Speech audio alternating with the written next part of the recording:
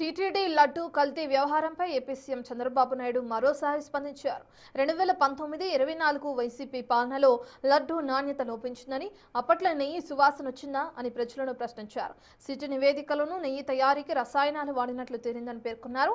తన అధికారంలోకి రాగానే టీటీడీ ప్రక్షాళనకు శ్రీకారం చుట్టారని, నాణ్యత లేని నెయ్యిని వెనక్కి పంపాలని ఈవో శ్యామలరావుకు స్పష్టమైన ఆదేశాలు ఇచ్చామని చంద్రబాబు తెలిపారు.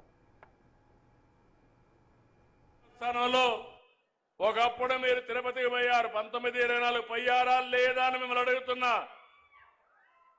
నాసి రకం ప్రసాదాలు అవునా కాదా అని మిమ్మల్ని అడుగుతున్నా. అప్పుడు ఇచ్చిన లడ్డు మీరు తిన్నారా? 19-24లో తెస్తే సువాసన వచ్చిందా? నెయ్యి వాసన వచ్చిందా? అందులో నేను అడుగుతున్నా ఒకే మాట.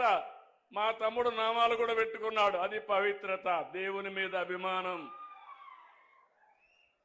చాలా మంది ఉన్నాం, ఒక నమ్మకం.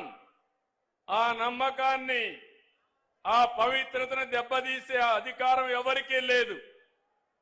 ఒక మసీదు కావచ్చు, ఒక చర్చ్ కావచ్చు, ఒక దేవాలయం కావచ్చు, ఆ పవిత్రత కాపాడే బాధ్యత తీసుకోవాలి.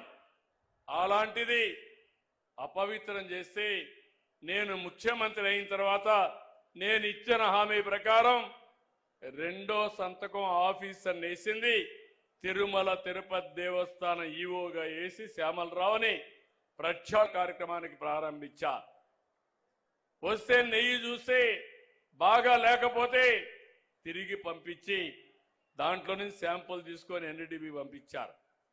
ఎన్డీడీబీ పంపిస్తే అందులో నుంచి ఎనిమల్ ఫ్యాట్ ఉందని ఆ రోజు చెప్పారు. అది చెప్పిన తర్వాత నేను ఆలోచించి, ఇది నేను చెప్పకపోతే నా మీద అప్రతిష్ట వస్తుంది, అపవాదం వస్తుందనే ఉద్దేశంతో చెప్పాను.